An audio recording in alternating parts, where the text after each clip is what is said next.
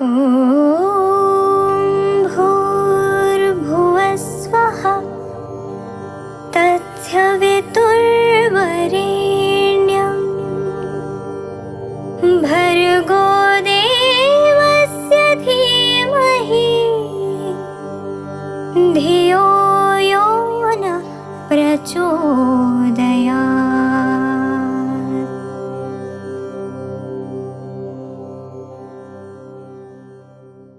प्रकरण 10. उपोद्घात. आपल्या संस्कृतीत मंत्र आणि शक्ती यात बरंच संशोधन झालं आहे असं आपण म्हणतो. मंत्रातील शक्तीने रोग निवारण शक्य आहे असेही म्हणतो. आपल्याकडे ज्याच्या नावातच जय आहे आणि जो मृत्यूवर विजय मिळवतो असा महामृत्युंजय मंत्र आहे.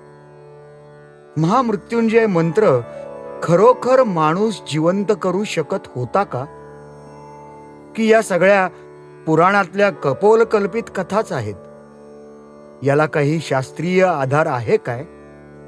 मंत्रात काय सामर्थ्य आहे?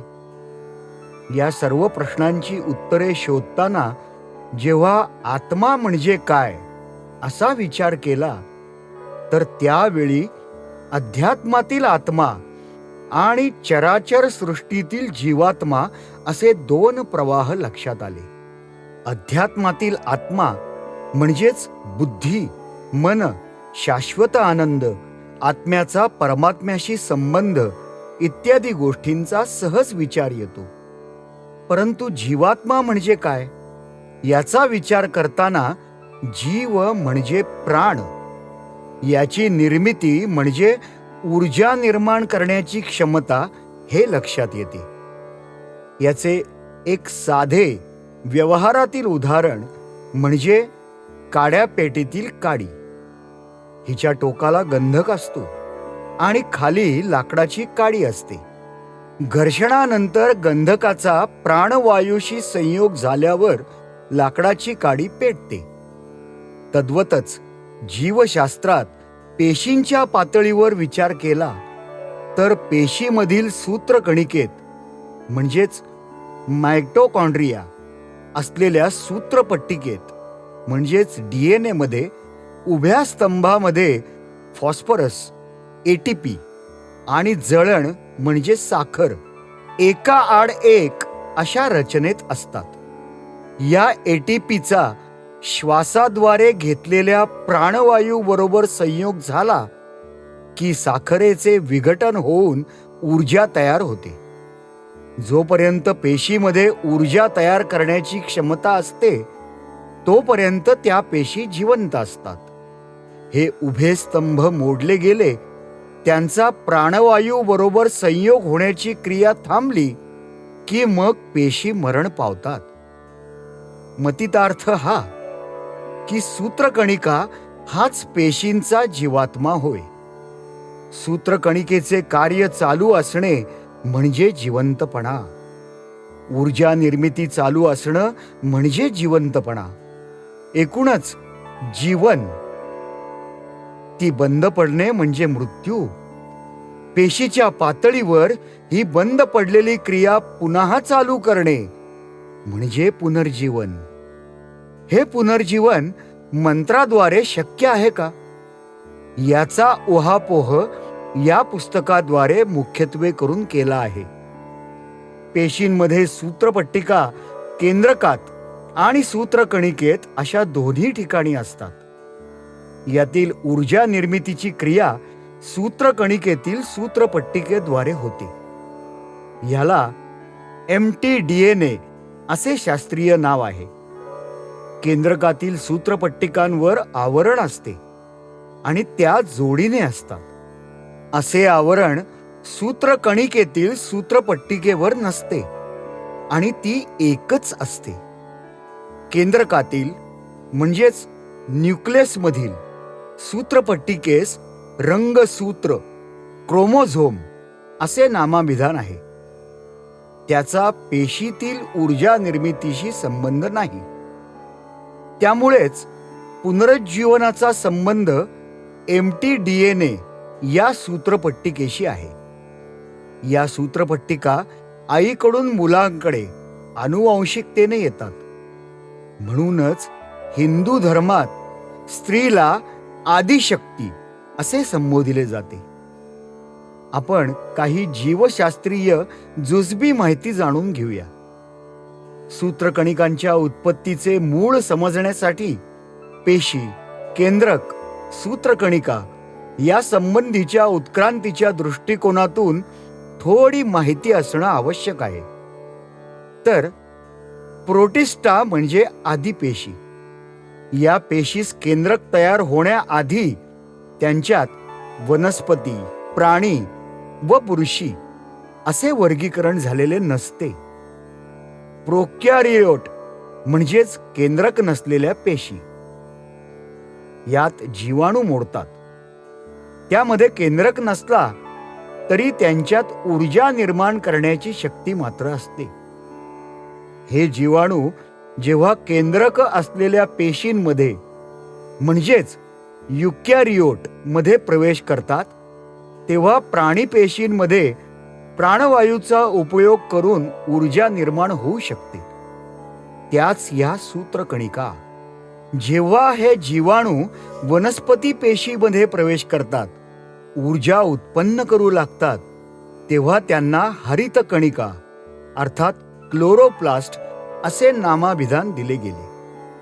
या वनस्पती पेशी कर्बाद्विप्रणील वायूचा म्हणजेच कार्बन डायऑक्साईड CO2 याचा वापर करून ऊर्जा निर्माण करतात. याच हरित कणिका म्हणजेच क्लोरोप्लास्ट मधून हरितद्रव्याची म्हणजेच क्लोरोफिलची निर्मिती होते. याचा अर्थ प्राणीमात्राचे आणि वनस्पतीचे निर्माण होणे, जिवंत असणे, जिवंत होणे म्हणजेच त्यात प्राण येणे, त्या पेशीमध्ये ऊर्जा निर्मितीची शक्ती येणे होय. ज्याच्यामुळे ही शक्ती पेशीमध्ये आली त्यांना म्हणूनच जीवाणू म्हणतात. प्रथम पेशीमध्ये केंद्रक असतो, जनुके पण असतात, परंतु त्यात ऊर्जा निर्मितीची जनुके नसल्याने त्या सजीव नसतात. तथापि जीवाणूंमध्ये केंद्रक नसतो, पण ऊर्जा निर्माण करणारा एम्प्टी DNA असतो. जिथे ही सूत्रपट्टिका असते तिथे त्यामुळे जीव उत्पन्न झालेला असतो. विषाणू हालचाल करू शकत नाहीत आणि स्वतःची ऊर्जा देखील उत्पन्न करू शकत नसल्याने त्या दुसऱ्या पेशीच्या जीवावर बांडगोळासारख्या वाढतात, त्यांच्याकडून ऊर्जा घेतात. म्हणूनच त्या जिवंत असतात किंवा नाही हे अजून निश्चित समजले नाही. सुरुवातीला प्रथम पेशींची उत्पत्ती पाण्यातूनच झाली. ती प्राणी पेशी असो वा वनस्पती पेशी असो. पेशींची उत्पत्ती झाल्यावर त्यांना अन्न पुरवठा पाण्यातूनच होतो आणि पाण्यामुळेच सूत्रपट्टिका जिवंत राहतात. हे पाणी षटकोनी स्फटिक अर्थात हेक्झॅगोनल क्रिस्टल ज्याप्रमाणे असते त्या स्वरूपात असते. ते चंचल असून त्यातून ध्वनिलहरी निर्माण होतात. याच कारणाने सूत्रपट्टिकेतील उभे स्तंभ जिवंत व कार्यरत असतात. या लहरींची वारंवारता 528 हर्ट्झ इतकी असते. हे 528 हर्ट्झ पेक्षा कमी असतील तर ते स्तंभ मोडकळीस येतात अन पेशी मृत होतात. महामृत्युंजय मंत्राच्या मंत्रोच्चाराने देखील 528 हर्ट्झ इतकी वारंवारता निर्माण होते. त्याचप्रमाणे मंत्र जॉर्जियन मंत्रोच्चाराने देखील 528 हर्ट्झ इतकी वारंवारता उत्पन्न होते. यामुळेच या दोन्ही मंत्रांच्या उच्चाराने सूत्रपट्टिकेतील स्तंभ जिवंत होऊ शकतात, म्हणजेच पुन्हा कार्यरत होऊ शकतात. ज्यावेळी कृत्रिमरित्या या स्फटिकाची हालचाल 528 हर्ट्झ या वारंवारतेने महामृत्युंजय किंवा जॉर्जियन मंत्राने होऊन पेशी जिवंत होतील, त्यावेळी या मंत्राची साध्यता होईल असे म्हणता येईल. वाचको हो, महामृत्युंजय मंत्र कोणी, केव्हा, कसा आणि किती वेळा म्हणायचा याचा विचार करणं तितकंच महत्वाचं आहे. मंत्र म्हणजे फक्त अक्षरे नव्हेत, तर मंत्राद्वारे ध्वनीच्या विशिष्ट ध्वनी लहरींची निर्मिती आहे. ज्याप्रमाणे औषधाच्या मात्रा कमी अधिक प्रमाणात असतात, त्यातील घटक द्रव्यांच्या प्रमाणात ते अवलंबून असते, तसेच मंत्रात अगाध सामर्थ्य आहे असे म्हणून उपयोग नाही, तर ते उच्चारण्याच्या पद्धतीत त्याच्या सामर्थ्याचे मापन आहे. मंत्र उच्चारण्याचे 3 प्रकार. आपण सामान्यपणे बोलतो त्याला वैखरी असे म्हणतात. स्वगत बोलल्याप्रमाणे पुटपुटणे याला उपांशू किंवा मध्यमा म्हणतात. स्वतःशीच संवाद करणे म्हणजेच मानसिक ह्याला पश्यंती म्हणतात. याची ध्वनिमापन श्रेणी वरून खाली वाढत जाते. या संदर्भात याच्या उच्चाराचे म्हणण्यानुसार आवाजाच्या वारंवारतेप्रमाणे 3 वर्ग पाडलेले आहेत. 1. 20 हर्ट्झपेक्षा कमी वारंवारिता असलेला ध्वनी म्हणजेच इन्फ्रासाउंड. 2.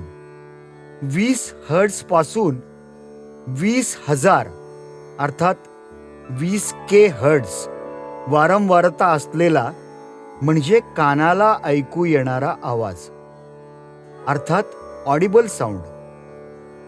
3. 20K हर्ट्झपेक्षा जास्त वारंवारिता असलेला आवाज म्हणजेच अल्ट्रासाउंड. उदाहरणार्थ ओम 7862 हर्ट्झ एकाक्षरी मंत्राची वारंवारता 20 हर्ट्झपेक्षा कमी असते.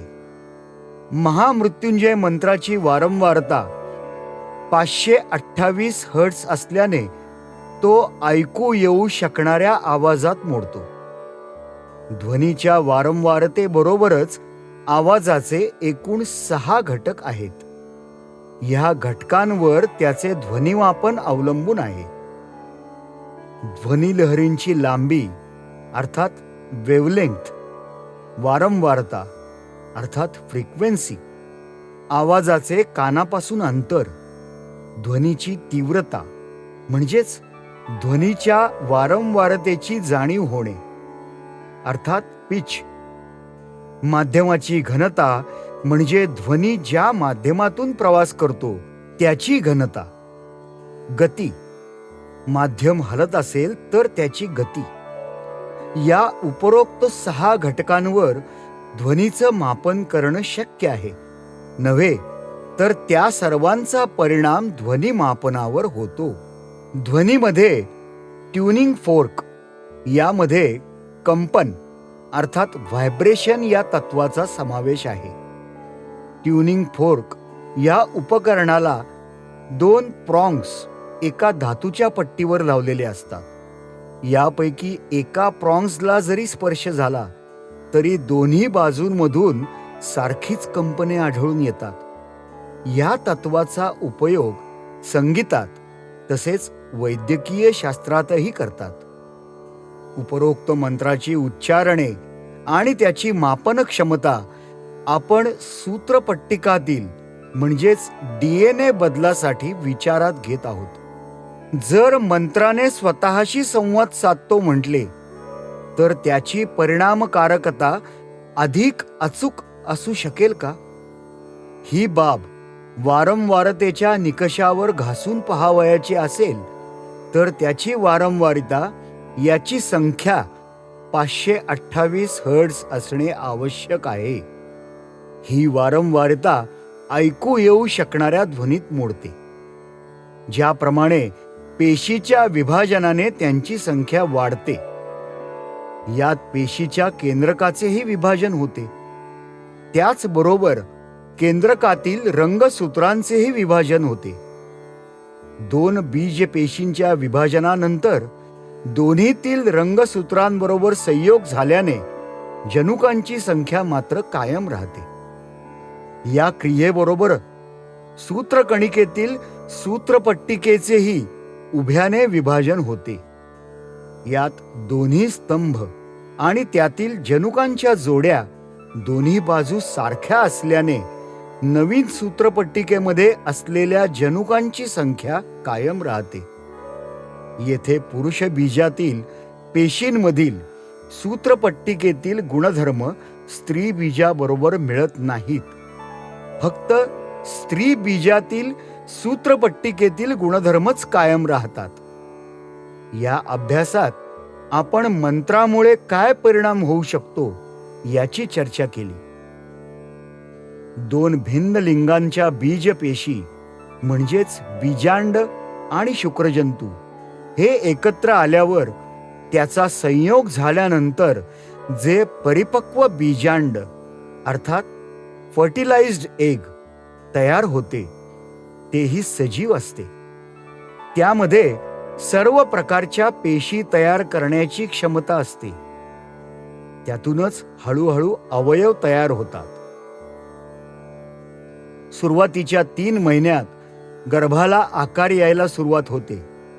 4थ्या महिन्यानंतर बऱ्याच अंशी मूर्त रूप झालेलं असतं. गर्भ सजीव असतो, परंतु तो पोषणासाठी आईवर अवलंबून असतो. ज्यावेळी हा नवीन जीव मातेच्या उदरातून बाहेर पडतो तेव्हा तो रडल्यावर त्याची फुफ्फुसे आकुंचन प्रसरण पावतात. तेव्हा शरीरात श्वास ओढल्यावर त्यातील प्राणवायूद्वारे तो स्वतःची ऊर्जा स्वतः निर्माण करतो. तेव्हाच तो खरा स्वतंत्र होतो आणि जन्माला येतो. जन्म याचा अर्थ आईवरील परावलंबित्व संपवणे. त्यामुळे जेव्हा मूल रडते ती खरी जन्मवेळ. एकदा जन्म झाल्यावर तद अनुषंगाने प्राण्याचे जगणे, आजार होणे, कर्करोगाची सुरुवात होणे, तारुण्यातून वृद्धत्वाकडे जाणे या सर्वांचा डीएनएचे स्तंभ चांगले असण्याशी अत्यंत जवळचा संबंध आहे. उंची, हुशारी यासारख्या गोष्टी अनुवांशिकतेवर म्हणजेच जनुकांच्या संक्रमणावर बऱ्याच अंशी अवलंबून असतात. पेशी योग्य रीतीने काम करतात याचाच अर्थ डीएनएचे कार्य व्यवस्थित सुरू आहे. आपण बघतो की डीएनएचे कार्य फक्त 2% प्रभावित असते. आपण एखाद्याच्या हुशारीबद्दल, कार्यक्षमतेबद्दल बोलतो.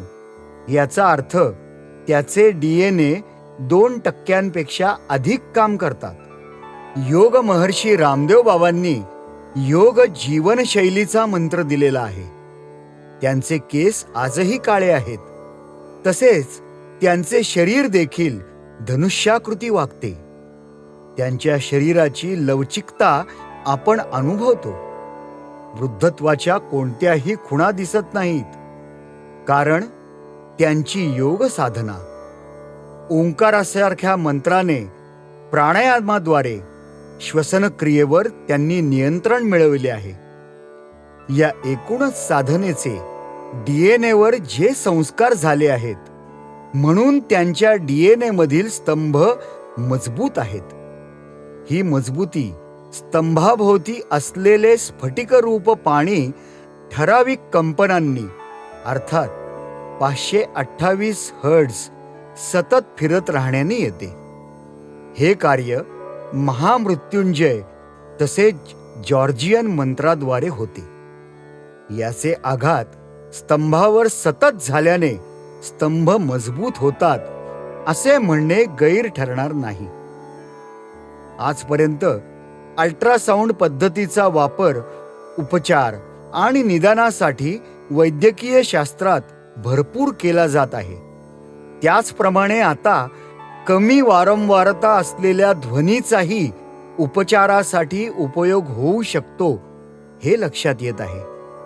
या इन्फ्रासाउंडमध्ये काही मंत्रांची गणना होते, परंतु सर्वच मंत्र यात मोडत नाहीत. ह्या गोष्टींचा शोध आपल्या ऋषीमुनींनी कोणत्याही अत्याधुनिक साधनाशिवाय 8 ते 10 हजार वर्षांपूर्वी लावला आणि मंत्राद्वारे उपचारांची सिद्धता केली. कालौघात त्यांचं महत्व कमी कमी होत गेलं. कोणतीही क्रिया करताना अथवा श्लोक किंवा मंत्र म्हणताना मनाची एकाग्रता असणं अत्यंत महत्वाचं आहे. यासाठी परमेश्वर ही संकल्पना निर्माण झाली. या संकल्पनेवर विश्वास ठेवणं म्हणजेच श्रद्धा हा भाग एकाग्रतेसाठी अत्यंत महत्वाचा आहे. देव वा धर्म कोणता ह्या गोष्टी गौण आहेत. म्हणूनच धर्म कोणताही असला तरी तो असणं अत्यंत आवश्यक आहे. यासाठीच इंग्रजीत वाक्प्रचारही आहे, without religion man just cannot be a human being. म्हणजेच धर्माशिवाय माणूस म्हणून जगूच शकणार नाही.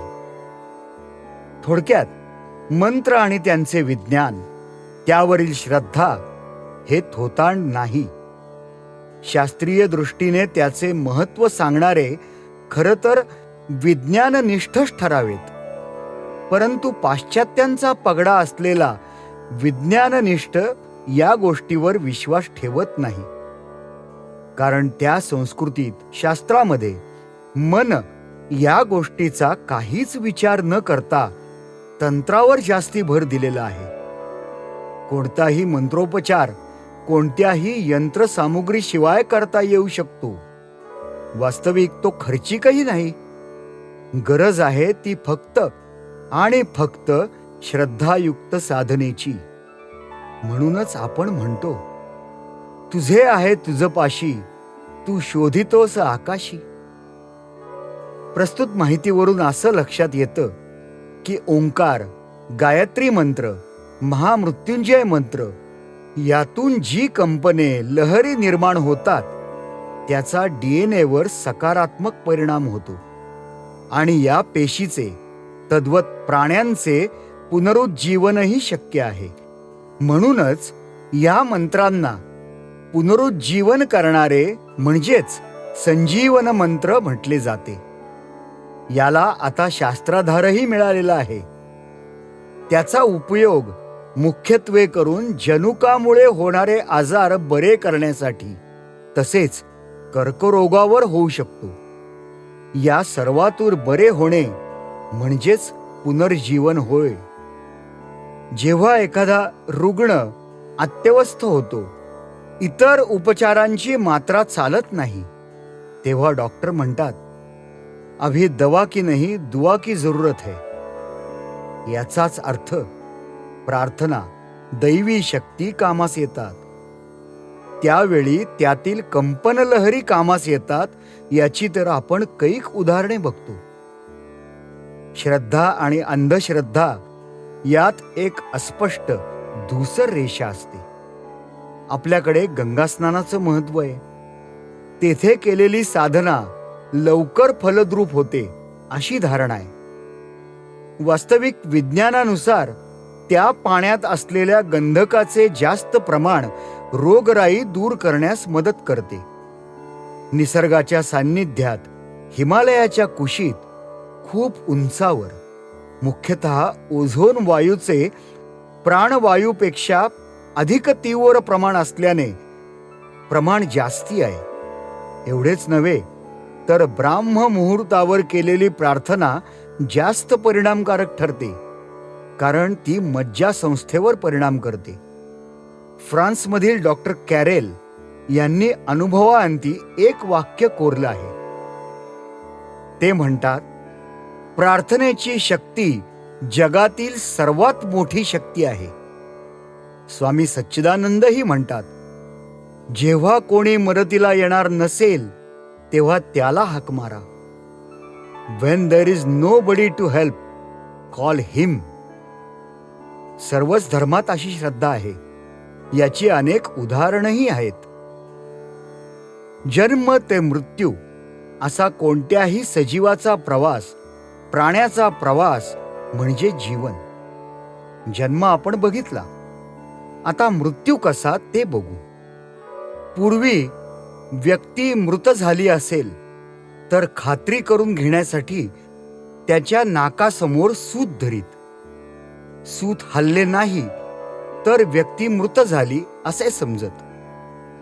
आज श्वास बंद झाल्यावर देखील कृत्रिम श्वासोच्छ्वास करणाऱ्या यंत्रावर अर्थात व्हेंटिलेटरवर ठेवून त्याला जिवंत ठेवतात.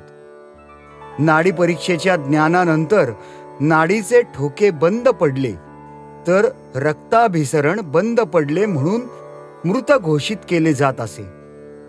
परंतु स्टेथोस्कोप याचा शोध लागल्यावर हृदयाचे ठोके आणि श्वासोच्छ्वास दोन्हीही बंद पडल्याचे समजल्यावर मृत घोषित केले जाऊ लागले. ECGचा शोध लागल्यावर हृदयाचा आलेख सरळ रेषेत आला तर तो मृत असे समजले जाऊ लागले.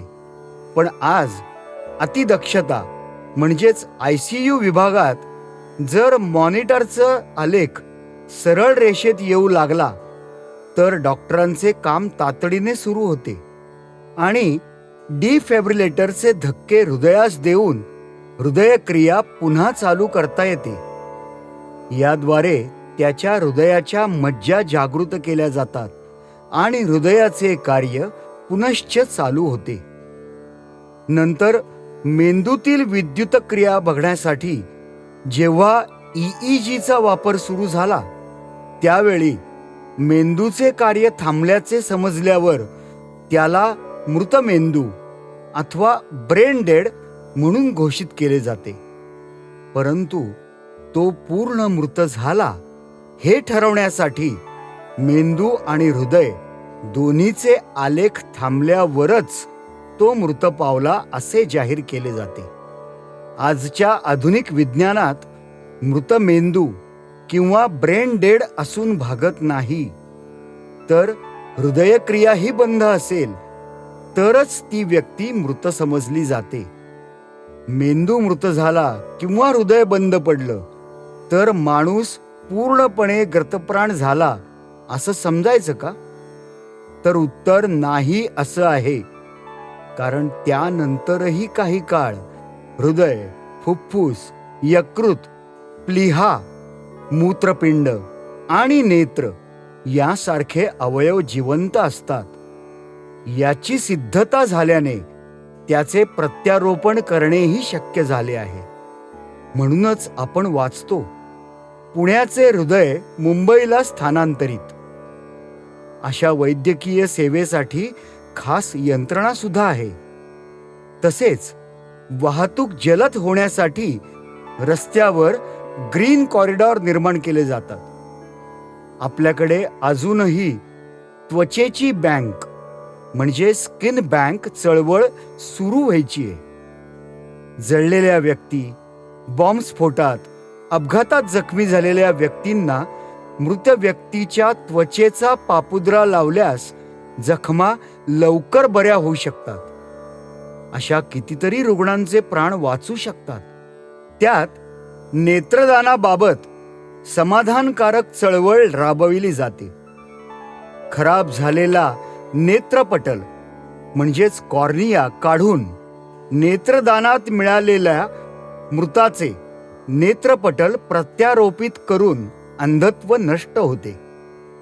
यासाठी आय बँकची म्हणजेच नेत्रपेढीची चळवळ यशस्वी ठरली आहे. नेत्रपटलाला रक्त पुरवठाच नसल्याने ते जास्त काळ साठवून ठेवता येते. शरीरात ते फेकून देण्याची शक्यता नसल्याने हे प्रत्यारोपण सर्वात जास्त यशस्वी ठरले आहे. मेंदू मृत झाला असेल तर नातेवाईकांचे समुपदेशन करून त्याच्या अवयवांचे प्रत्यारोपण करणे सहज शक्य झाले आहे. तुटलेला हात किंवा पायही जोडणे शक्य आहे. ज्यांना आपण मृत म्हणतो त्याची नखे आणि केसही मृत्यूनंतर काही काळ वाढत राहतात. एकंदरीतच मृत्यूची संकल्पना बदलत चालली आहे. हैदराबादमधील एका स्त्रीने तिच्या मुलाच्या मेंदूतील रक्तस्त्रावामुळे मृत्यू झाल्यावर त्याचे हृदय, यकृत, प्लीहा, मूत्रपिंड आणि नेत्रपटलाचे दान केले. एवढेच नव्हे तर तिने यानंतर हा वसा घेऊन एक संस्थेची नोंदणी केली आणि मृतांच्या नातेवाईकांचे समुपदेशन करणे सुरू केले. वैद्यकीय विज्ञानाच्या अभ्यासांती आणि शोधांती आपण मृत्यूची पेशीचे मृत होणे म्हणजेच सेल्युलर डेथ ही संकल्पना मान्य केली आहे. जोपर्यंत पेशी मरत नाहीत तोपर्यंत माणूस पूर्ण मृत पावत नाही. आणि येथेच मृत्युंजय मंत्राच्या सामर्थ्याची प्रचिती येते. म्हणूनच DNA भोवती असलेल्या पाण्याची हालचाल पुन्हा सुरू होऊ शकते आणि पेशी जिवंत होऊ शकतात. याचे महत्वाचे कारण मंत्रोच्चाराच्या ध्वनिलहरींची शक्ती होय. त्यामुळे ऊर्जा निर्माण करण्याची सूत्रकणिकेतील सूत्रपट्टिकेची कार्यरतता पुन्हा सुरू होते आणि सिद्धांत हे तत्व मान्य करावेच लागेल.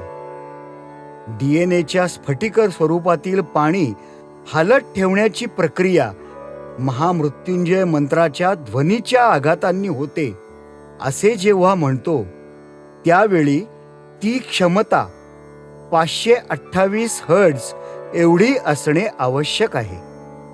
मूलतः DNAच्या पाण्याच्या हालचालीची ध्वनिकंपनांची क्षमता 528 हर्ट्झ एवढी असते. म्हणूनच मंत्र सामर्थ्याने तेवढ्याच आघाताची गरज असते. महामृत्युंजय मंत्र आणि जॉर्जियन मंत्राची वारंवारता तेवढीच म्हणजे 528 हर्ट्झच असते.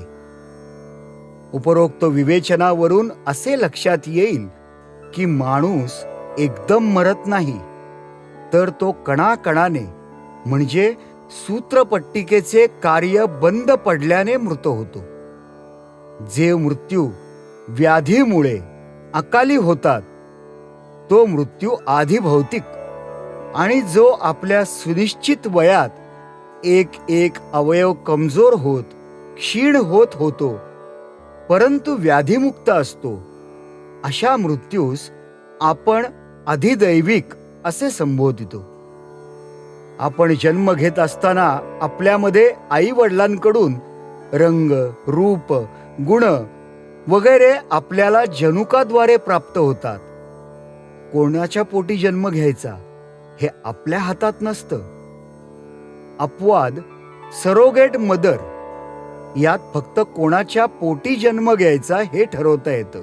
यात त्या आईच्या रक्त पुरवठ्यातून तिच्या गर्भात वाढ होणं एवढंच अपेक्षित असतं. यात त्या आईचे गुणधर्म परिवर्तित होत नाहीत. आपला जन्म विधिलिखित म्हणजे जनुके लिखित असतो. संभोगानंतर अथवा IVF नंतर जी जनुके हस्तांतरित होतात ते विधिलिखित, परंतु ती जनुके तशीच राहतात असे नाही, तर बाह्य वातावरणातील परिणामांमुळे त्यात बदल होऊ शकतात. त्यानुसार त्या व्यक्तीची कृती बदलते. आपल्याला परिचित डॉक्टर अब्दुल कलाम एका अत्यंत गरीब कुटुंबात जन्मले.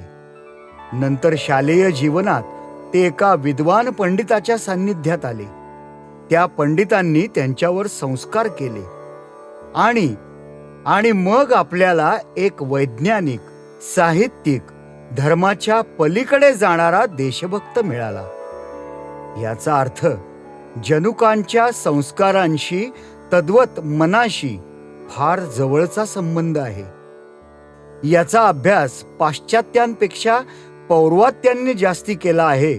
म्हणूनच श्रडिंगर नावाच्या जन्माने जीव असलेल्या नोबेल पारितोषिक विजेत्या पाश्चात्य भौतिकशास्त्रज्ञाने नंतर बौद्ध धर्माचा स्वीकार केला. स्वामी विवेकानंदांच्या शिष्या अमेरिकेतील मार्गारेट त्यांना तेथील प्रवासादरम्यान भेटल्यावर हिंदू धर्माच्या अनुयायी झाल्या. भारतात सेवा कार्यात त्यांनी स्वतःला झोकून दिले. स्वामींनी त्यांचे नाव ठेवले भगिनी निवेदिता. इंग्लंडच्या राणीने मेकाले या इंग्रजास शिक्षण तज्ज्ञ म्हणून भारतात पाठविले. मेकालेच्या शिक्षण पद्धतीने इंग्रजीचे दूध भारतात सर्वांस दिले. त्यातून आपण स्वतःचा विचार करणंच विसरून गेलो. जर्मन मॅक्स मुलरने येथील संस्कृत धर्मग्रंथांचा अभ्यास केला आणि तो प्रभावित झाला. त्याने म्हटले आहे, मला भारतात एखाद्या ब्राह्मणाच्या पोटी पुनर्जन्म हवा आहे. आज भगवद्गीता आणि उपनिषदे यांच्या जर्मन आवृत्त्यांचा खप सर्वात जास्ती आहे. इतकंच नव्हे तर जर्मनीत संस्कृत शिकण्यास प्राधान्य आहे. तात्पर्य काय, तर मंत्र एक शास्त्र आहे आणि ते ध्वनीवर आधारित आहे. ते उपचार पद्धती म्हणून वापरता येऊ शकते हे आधुनिक विज्ञानाने सिद्ध केलेले आहे.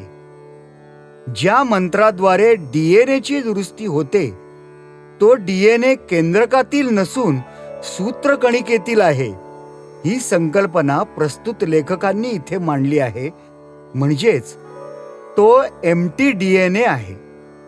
एका वाक्यात या सिद्धांताला सिद्ध करायचे तर हा मृत्युंजय मंत्र पेशीय पातळीवर पेशीचे पुनरुज्जीवन करू शकतो. एकूण 300 प्रकारच्या पेशींमुळे निर्माण झालेल्या ज्या अवयवांमुळे मनुष्य बनलेला आहे ते पुनरुज्जीवित होऊ शकतात. हे प्रकरण सूत्रकणिका या पेशींमधील घटकावर आधारलेले आहे. त्यामुळे अक्षरशः सूत्र म्हणजे सुतावरून स्वर्ग गाठण्यासारखे आहे. उपरोक्त विवेचनावरून आपण आईवडील निवडू शकत नाही. हे कृत्रिम गर्भधारणेच्या संदर्भात खरे नाही.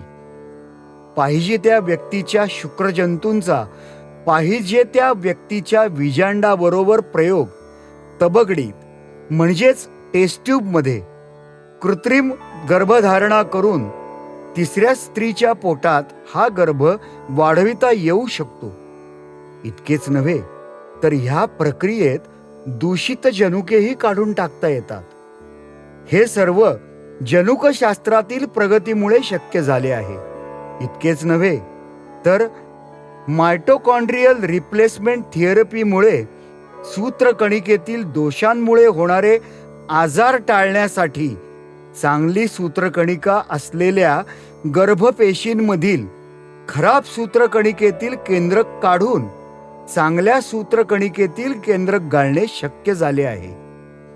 यातील पुढील संशोधन नुकतेच हाती आलेले आहे. ते असे की अमेरिकेतील CRISPR-Cas9 या जनुकीय संपादन तंत्राद्वारे अशक्य दुर्धर आनुवंशिक व्याधीतून मुक्तता मिळू शकते. या संशोधनात रेणवीय स्तरावर जनुके डीएनए पासून बनलेले असतात. यात ATG आणि C ही संक्षिप्त रूपे म्हणजेच 4 रसायने किंवा बेस वेगवेगळ्या क्रमाने गुंफलेली असतात. आनुवंशिक आजार याच 4 बेस मधून पुढे संक्रमित होतात.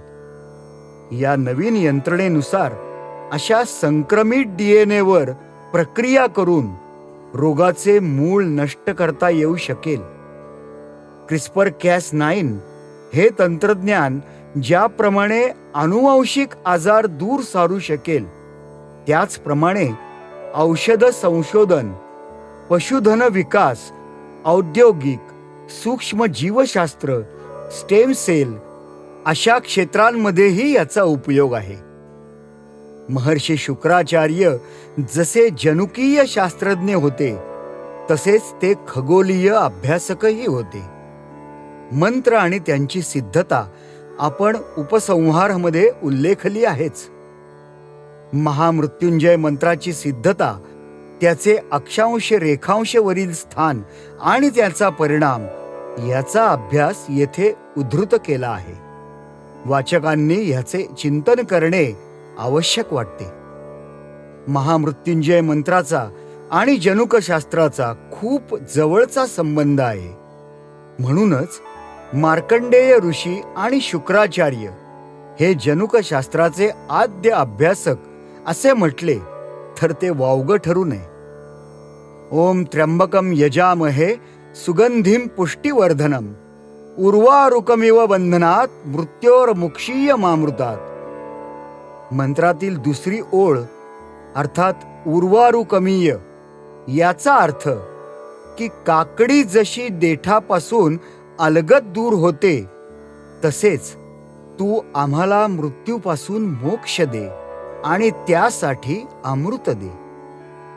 यात ऋषींनी वानगी दाखल घेतलेले काकडीचे देठापासून अलग होणे. यात गंमत अशी की जीवाणूंचा आकार काकडीसारखा असतो व ते जीवाणू प्रथम पेशीत म्हणजेच युकॅरियोट मध्ये प्रवेश करतात. ते करताना त्याच्या शेपटीपासून तो वेगळा होतो. उदाहरणार्थ साल्मोनेला बॅसिली. आणि पेशीला ऊर्जा प्राप्तीचे साधन सूत्रकणिकेच्या स्वरूपात देतो. हे साम्य योगायोग की जाणीवपूर्वक? मार्कंडेय ऋषींना देठापासून अलगद दूर होणाऱ्या फळांमधील काकडीच का बरे आठवली? आंबा किंवा पेरू का नाही आठवला? इतकेच नव्हे तर सूत्रकणिकेतील आकारही काकडीसारखाच गाभ्यासकट असतो. एखादा पदार्थ तयार करण्यासाठी स्वयंपाकी जसे लागणारे सर्व पदार्थ जिन्नस आधीच मांडून ठेवतो आणि मग आवश्यक त्या प्रमाणात वापरून पदार्थ तयार करतो. तद्वतच सर्व प्रकरणांचे सुरुवातीला थोडक्यात विवेचन करून मग त्याचे सार म्हणून हा उपोद्घात लिहिला. यातील महत्वाचे भाग सूत्रकणिका आणि मनाशी म्हणजेच विचारांशी संबंधित मेंदूतील ॲमेग्डला हा भाग ज्या आवाजावर आहे तो शास्त्र आधारित आहे. ते शास्त्र, तो ध्वनी, ही प्रकरणे महत्वाची आहेत. त्याचबरोबर जनुक, रंगसूत्र, सूत्रपट्टिका आणि सूत्रकणिकांची संक्षिप्त माहिती दिली आहे. तसेच जॉर्जियन मंत्र, गायत्री मंत्र, कुंडलिनी शास्त्र यांची माहितीही आपण समाविष्ट केली.